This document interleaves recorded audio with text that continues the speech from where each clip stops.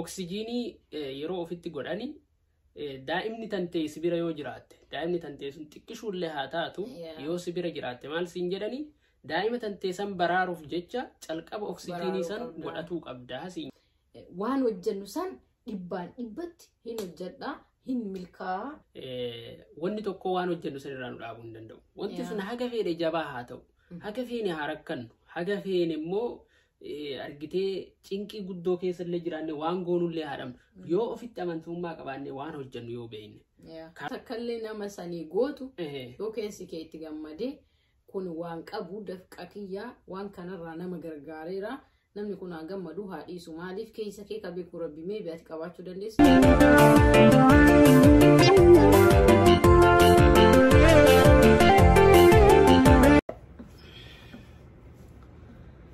Assalamu alaikum wa rahmatullahi wa barakatuh. Akkam nagaa jirtu fayyaa keessanii nuti nagaa jirra. Nagaa fi raafmanni bakka jirtanitti isin haa ga'u isiniin jenna. Kuni qophii gaaddisa maatiiti. Qophii gaaddisa maatii jalatti akkuma baratame qophiiwwan babbareedoo ta'an qabannee isinii dhiyaasaa turreerra. Har'as akkasuma qophii bareeda tokko qabannee isinii dhiyaanneerra. Isin immoo viidiyoo kenna hanga dhumaa ilaaluun nu hordofaa isiniin jecha warri haarawaa taatan immoo maatii ta'uun share like subscribe gochuun nu hordofaa nu guddisaa mallattoo bilbilaa tuquun viidiyoowwan nu gadhiifnu akka yeroo maraatti dursee isin ga'u godhaa isiniin jecha nu waliin tura.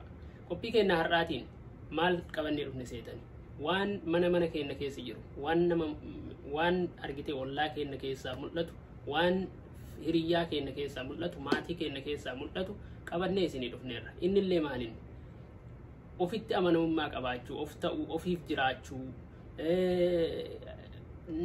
nama biraatii jiraachuu dhiisanii ofirratti qofa xiyyeeffannaa gochuu isarratti hundoofnee ilaalla jechuudha. Kanaaf qophiin keenya irraa achirraa eegallu. Ofitti amanamummaadha qophiin nuti qabannee dhufnee meeqa keenyatti ofitti amanamummaa qaba. Meeqa keenyatu immoo of xiinxala yookiin immoo duuba isaa fuuldura isaa haala kam keessa akka jiruu fi maal dalagaa akka jiru jireenya isaa akkamiin dhuunfaa akka jiru of ilaallaa jechuudha. Kanaaf namni eega nama ta'ee fira qabaa maatii qabaa ollaa qabaa biyya qabaa nama gargaaruu fedha. Keessattuu namni yoo bakka guddaa tokko ga'e bakka gaarii yoo ga'e namni sun maal ta'a nama wayii yookaan ollaa isaa yookaan fira isaa san gargaara kuni badooman qabu. Haa ta'u malee namoonni hedduun of dhiisanii namaaf qofa kan jiraatantu jira. Of dhiisee ka obboleessa ofii qofaaf jiraatu jira. Of dhiisee ka ollaa ofii qofaaf hiriyyaa ofii qofaaf jiraatu jira. Kunniin maalinni deemanii boodarra ofii isaaniiti miidhamarra ga'u jechuu hin miidhamu jechuu isaan ofitti amanamummaan isaanii hir'ataa deemaa of tuffataa deemu osoo waayyuu fedhaniyyuu fedhii isaanii sana of keessatti gadi qabaniiti fedhii nama biraa san guutuuf jecha gammachuu nama biraa san guutuuf jecha waan san godhan jechuudha waan hin barbaanne waan lubbuun isaanii ittiin gammanne godhan jechuudha. Kanaaf namoonni akkasii sunniin boodarra deemanii maal ta'anii rakkoo adda addaatiif saaxilamuu danda'anii rakkoo xiinsammuutiif saaxilamuu danda'anii maaliif ofitti amanamummaan isaanii gadi bu'aa deemee nama bira yoo ga'anii confidence guutuun argite of ibsuu hin danda'anii maaliif wanti tolfatan wayiin jiru wanti isaan kaa'atan wayiin jiru jireenya isaa guutuu yookaan jireenya ishee guutuu namaaf qofa jiraate yookaan jiraate jechuudha. Kanaaf waan akkasii sanniin baay'ee deddeema amma duraanirraa amma qofa osoo hin taane durirraa baasee amma wayyaa xiqqoo amma namni baay'ee onnaa ta'aa dhufeedha. Duraan keessattuu amma namni biyya alaa deemaa erga biyya alaa deeme immoo argite namumaa waa godha jedhaa ebaluu waa godha jedhaa ofii osoo waa takka hin godhanne booda deemee ilmaan isaallee badhatte haftee ofiillee badhatte hafu kafaatu jira. Warra wanti kun kan ilaallatu warra maatii qabu yookiin warra ilmaan isaanii badhe haftu qofa osoo hin taane amma yeroo ilaaltu shamarran biyya arabaa jiran yeroo argitu yeroo hedduu miidiyaa irratti yoo dhageetu waan dhageenyuu fi isin hunduu waan quba qabaatanii fi biyyaani baanii garuu dirqama faamilii fi gargaaruun rahima ofii jajjabeessuun waan qabanii nama cinaa dhaabachuun eenyuyyuu taanaaniin uf caalaa nama gammachiisuun namni hedduun waan jaalatudha. Akkasuma immoo ta'ee ofillee yaadachuun barbaachisaadha. Maaliif boru atis ni jiraata maybe jireenyuma kanaan humnuma kanaan fayyaa kanaan jiraachuu dhabuu dandeetta waan si mudatu hin beektu maaliif nunduyyuu amma irra jiru kana beekna malee maybe karoora keenya fuuldura karoorfachuu dandeenya akka namaatiitti. Garuu immoo fuuldura keenya maaltu nu mudata waan jedhuuf as deebitee of ilaaltee haala jireenya keetii keessatti namaaf akkamitti jiraachuu qaba, ofiif akkamitti jiraachuu qaba, ofii irra jiraadha moo namaaf irra jiraadha isa jedhu san of gaafachuu qabdaa jechuu barbaadeeti. Dhugaadhaa namni kamuyyuu calqaba of gaafachuu qaba. Ani maal barbaada? Fedhiin kiyya maali? Maatii kiyyaaf maal gochuu qaba? Jedhee ofirraa ka'uu qaba. Fakkeenya isinii kenna. Xayyaara keessa yoo seentan calqaba osoo lafarraa balalliif hin kaane gorsa isinii kennu. Akkamitti lubbuu ofii oolfachuu danda'an yoo akka tasaa emergensiin yookiin immoo rakkoon wayii kan mudatu ta'e akkami of oolchuu akka danda'an gorsa namaa kennu. Gorsa san keessaa inni tokko maal seetan? Oksijiinii yeroo ofitti godhani daa'imni tantee sibira yoo jiraatte daa'imni tantee sun xiqqishuullee haa taatu yoo sibira jiraatte maal siin jedhani daa'ima tantee san baraaruuf jecha calqaba oksijiinii san godhatuu qabdaa siin jedhani. Kuni jechuun maali? Yoo ofii jiraatte nama biraa baraaruu dandeetta. Daa'ima kan keessan illee oolfachuu dandeetta.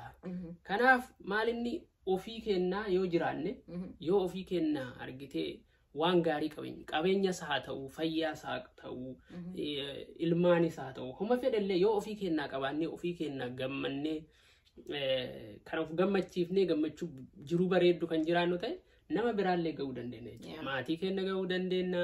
Firootan keenya ga'uu dandeenya. Biyyoota keenya ga'uu dandeenya. Hedduu jira waan ta'eef akkasuma mootu yeroo amma moor sirriitti gadi qabdee yeroo haala jireenya ammaa yeroo ammaa kanaan yoo ilaaltu beeka injiraami mooran yeroo baay'ee waasa waa'ee shamarran biyya arabaa kana waan dhageeffadhuu fi biyyuma kana keessa illee ni jiru moor dubartoonni daa'imman qabaatanii mijatuu fi dhabee hojjechuu hin dandeenye hojjetaniitu immoo kan guunneef ni jiru biyyuma amma ni jiru kana keessaa ta'e akkasuma immoo ka qabanii hundumayyuu gargaaranii ofiillee jireenya gaarii irra jiraatan jiru.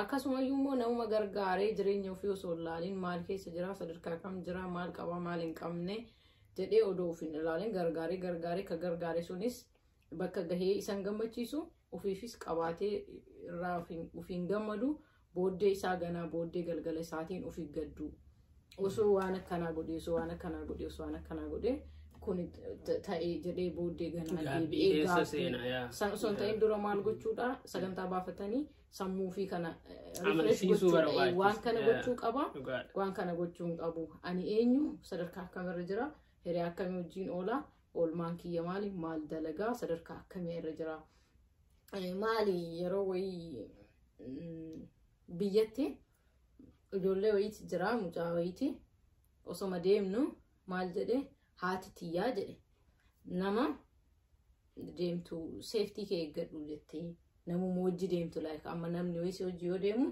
seeftii keetu eeggadhu gadhaantii jettee nama qomatii si eeggadii wajjin deemini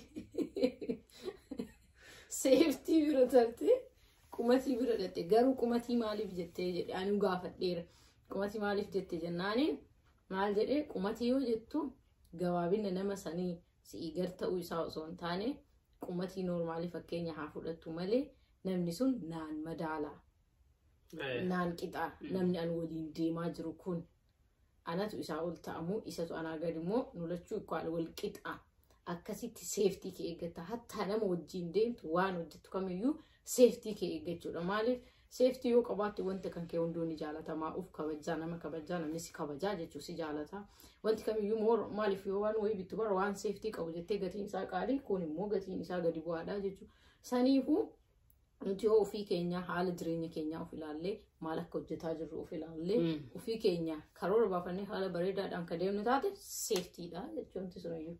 Dhugaadha. Kanaaf isa qofaa miti namni amma akkuma isiin jette keessattuu wanti akkanaa kan mul'atu ijoollee shamarranii ni jiranii akkasuma warri dhiiraallee ni jiru.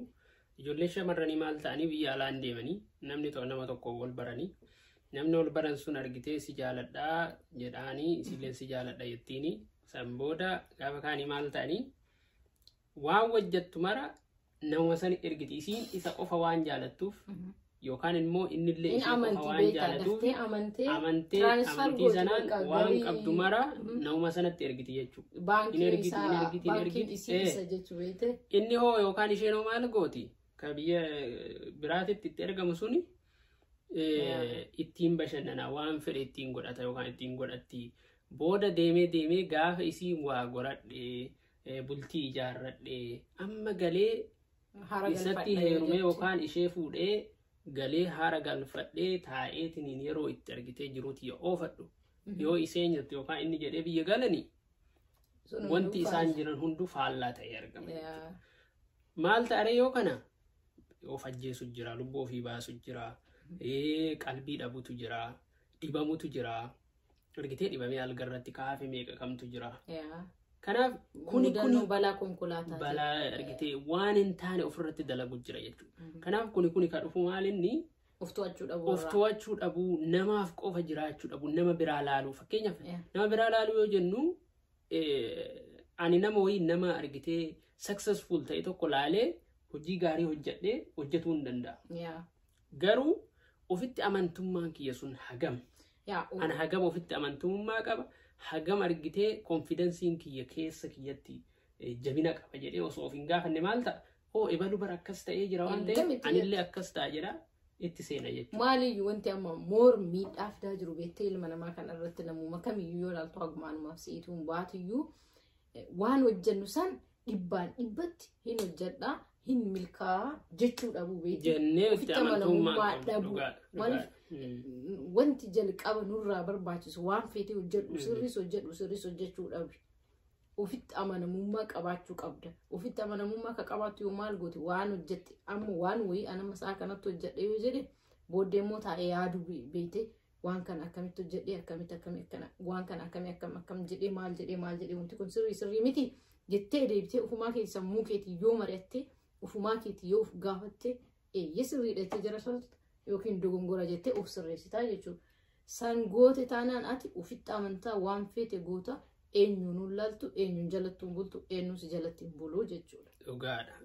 Isa qofaa miti amma akkuma isiin jette waan hojjennu tokko yoo ofitti amantummaa qabaanne yoo ofitti amantummaan argitee ka hojjennu ta'e wanni tokko waan hojjennu sanirraa nu dhaabuu hin danda'u. Wanti sun haga feene jabaa haa ta'u, haga feene haa rakkannu, haga feene immoo argitee cinqii guddoo keessa illee jiraanne waan goonullee haadhamnu yoo ofitti amantummaa qabaanne waan hojjennu yoo beekne karoora yoo qabaanne kaayyoo yoo qabaanne viizhiniin keenya argitee bal'aa ta'ee waan san bakkaan gaa jennee ofitti amantummaan konfidensii guutuu yoo ka deemnu ta'e yoo rabbii tokko hojjete malee namni biraa wanti nama dhaabu hin jiru jechuudha. Maybe yoo maallaqa qabaachuu dhabde wanti sun maallaqas barbaachise yeroo sirraa fudhata. Maallaqas dhabe. Maallaqas yoo dhabde akkuma jette yeroo fudhata malee waan san ga'uu hin dhiyeessu milkii qabda waan ta'eef kanaaf konfidensii qabaachuu ofiif jiraachuu ofirratti hojjechuu invest ofirratti godhuu qabna.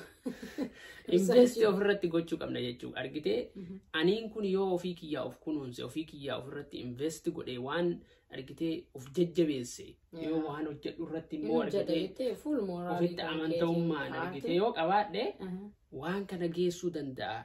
Dhagaa lafaa dhagaa guddaa namni kumni lafaa buqqisuu hin dandeenye tokko yoo hin buqqisa jedhe buqqisuu danda'u qaba jechuudha.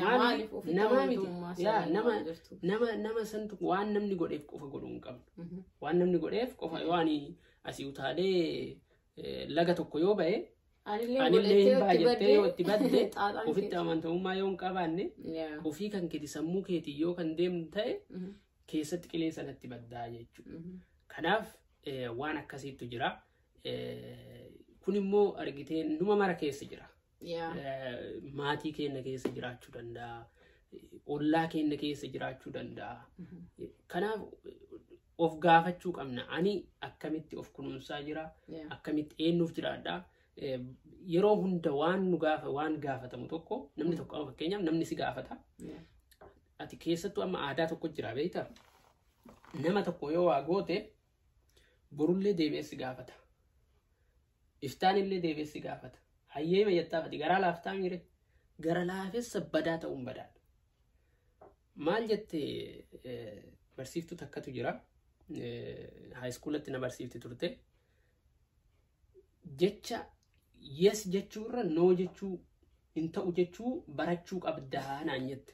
Maalinni maaliifii jedheen maaliifii jedheen sababni isaatis gaafa tokko rakkattaa. Gaafa tokko fakkeenyaaf amma namni mallaqa naa kenni yoo siin jedhe ati hayyee jechuu yoo ka baratte ta'e gara laafessa jabaa yoo qabaattu ta'e yoo dhabdellee namni sun siin beeku. Ati immoo yoo dhabdeeyyuu nama sanii waan goone itti cinqamu dandeetta. Ufiif nyaata beekte kophaa keeteette akkami godhuu dhabee akka hin qabne oduuf beektu maal taata ufumaa keetii ilaala akkami godhuu dhabee akkami kana gochuu dhabee akkana asiin bahe asiin bu'e teettee ilaala mana madaamii keessa teettee yoo namni mallaqa ergee qara godhuu baratte yoo waan sanii godhini osoma taseetti dhamaatu waa meeqa si mudatanii jira waan ta'eef kanaaf ofitti amantummaa haa qabaannu. Waan goonu wanta goonu kamuu waan goonu kamuu haa xiqqaatu haa guddatu. Onneen waan ofii itti amanne qofa godhuu qabna. Waan ofii argitee lubbuun teenna amantee eeyyan nama yoo gargaarte amma nama gargaaruun dirqama kenna. Eenyullee ati yoo argitee nyaata saanii lamaa yoo qabaatte ollaan kee yoo saanii takkatti qabaate saanii lamaan sanuu yoo hin qabaanne ta'e saanii takkaan bifadhu saanii lammataa san kenniif. Suni dirqama kenna akka lammummaa tokkotti akka namaatitti nama ta'uu kennaaf immoo wal gargaaruu qabna. Garuu immoo daangaa qabaachuu qabu. Waan dalannu tokko waan goonu tokko ani itti gammadeera. Wanti ani godhaa jiru kun na gammachiiseera moo nama san gammachiiseera. Si gammachiisuu qaba maaliif maallaq takkallee nama sanii gootu yoo keessi kee itti gammadee kun waan qabu dafqa kiyyaa waan kanarraa nama gargaareera namni kun haa gammadu haa dhiisu maaliif keessa kee ka beeku rabbi meebi ati qabaachuu dandeessa dhabuus dandeetta garuu waan kan kee waan qabdu san irraa nama sanii sheer gootee nama san yoo gargaarte namni sun fedhu haa gammadu fedhu haa gaddu fedhu si haa galateeffatu fedhu haa dhiisu garuu immoo keessi kee qofti akka nama sanii waa gootetti ofii keeti hamilee ofii kennuu qabda yoo ati hin goone jettee ofirraa tuffatte namichi hoo maal haa godhu. Kanaaf ofitti waan goonuu irratti ofitti amantamummaa ani of gaafachuu qabna. Ani waan kana itti gammadeera moo nama santu itti gammade waan kana yoo godhu kana ofitti amaneeti moo hin godha jedhee ofitti himeeti moo namni sun qofti waan barbaadeef waan kana godhaa jira jennee of gaafachuu qabna. Gaafii kanneen of gaafannee gaafii kana deebii godhamnu taate karaa sirrii irra hin jiru jechuudha. Kanaaf wanta goonu mara irratti ifii itti gammadu namni sun itti gammada jennee yaaduu dhiisu. Maaliif ati shilingii yoo qabaatte shilingii takkatti qabaatte yoo shilingii takkatti san namaa kennite kadhataan tokko yoo si kadhatee kadhataa sanii ka kennitu ta'e yoo inni shilingii sanatti hin gammanne ta'e dhimma keetii miti. Maaliif waan qabdu kenniteerta moo akkam nuti argitee osoo nama gargaaruu waan goonu san waan nama gargaaruu san ofii kennaa itti amannee itti gammannee waan san godhuu qabna malee namni sun waan nu gaafateef jecha yookaan immoo nama san gargaaruu qabna jennee waan of waqqafneef jecha waan san godhuu hin qabnu yookaan immoo isheen waan nama gargaarteef jecha an nama gargaaruu hin qabu. Waan ani nama gargaareef jecha isheen nama gargaaruu hin qabdu yookaan immoo nama san waan amanuuf qofa jecha gargaaruu hin qabnu. Waan sa of gaafannee anitti amaneera onnee kiyya keessaa wanti sun argitee dhugamaan nama san gargaaruudha dhugamaan nama saniif waa godhuudha jennee waan san irratti waan akkasii sanatti of gaafachuu qabna. Kuni mana keessa jira. Namni hunduu of gaafatee an akkamitti of kunuunsaa jira akkamitti jiraataa jira namaaf jiraadha moo ofiif jiraadha jedhee of gaafachuu qaba. Kanaaf qophiin itti dheerateera. Yaa qophisa haasa'iin illee isinitti hin dheeressinu. Waan hojjetan kamiin irrattuu jalqaba ofii keessaniif to'adhaa of gaafadhaa pilaan sagantaa baasaatii waan hojjetan kamiyyuu hojjedhaa biyya kamuu jiraadhu bakka feeteyyuu jiraadhu ilma namaa taate jireenya kan kee jireenya mataa keetii ooftaa jireenya faamilii keetii ooftaa sagantaadha wanti kamiyyuu si akka barbaachisu jireenya kee fooyyessuu waan barbaadduuf sagantaa baafadhu janamaa galgalatti hojjedhu. Karoora qabaadhu kaayyoo qabaadhu waan gootuuf immoo viizhinii wayii qabaadhu gammadii godhi namaaf yoo waa gootu immoo itti gammadii waan si gammachiisu godhi jaaladhu waan si gammachiisu godhi humna keetii ol immoo namaan godhi yoo qabaatte qofa namaa godhi yoo hin qabne hin qabdu yoo qabaatte yoo dandeette miliyoona tokko yoo namaa kennuu dandeette kenniif kenniif garuu immoo haala simmiineen haala maatii keemmiineen haala haadha abbaa keemmiineen haala obboleewwan keemmiineen haala ijoollee tanteemmiineen haala jaartii tanteemmiineen haala simmoo mataa keetuummiineen waan gootu san itti gammadi ofii keetti gammadaa itti amanaa onneerraa kennu waan kennitu san jechuudha. Kanaaf yoon taane rakkoo irra bu'uu dandeetta waan ta'eef kanaaf of gaafadhu. Ani akkam jira maalirra jira jedhii maaliif jiraataa jira kaayyoo waan jiraattuuf kaayyoo jiraattuuf beekuu qabda waan ta'eef kanaaf mana keenya teenne hundi keenyaa wal haa gaafannu isiniin jenna. Qophii keenya har'aa kana fakkaata. Isin immoo like share subscribe gochuun YouTube chaanaalii keenya nu guddisaa. Warri haarawaa taatan immoo nu hordofaa mallattoo bilbilaa tuquun viidiyoolee keenya haarawaa akka isin ga'u godhaa isiniin jenna. Asumaan immoo kan ammallee irra deebinee isin yaadachiifnu warra Saa'udii keessatti rakkachaa jiraniif obboleeyyoon keenya sanniin du'aayii godhaa fi sagalee ta'aa fi namni hunduu bakka jirtanii waan dandeettaniin bira dhaabbadhaa sagalee ta'aa fi isiniin jenna. Assalaamu alaykum wa rahmatullaahi wa barakaatu.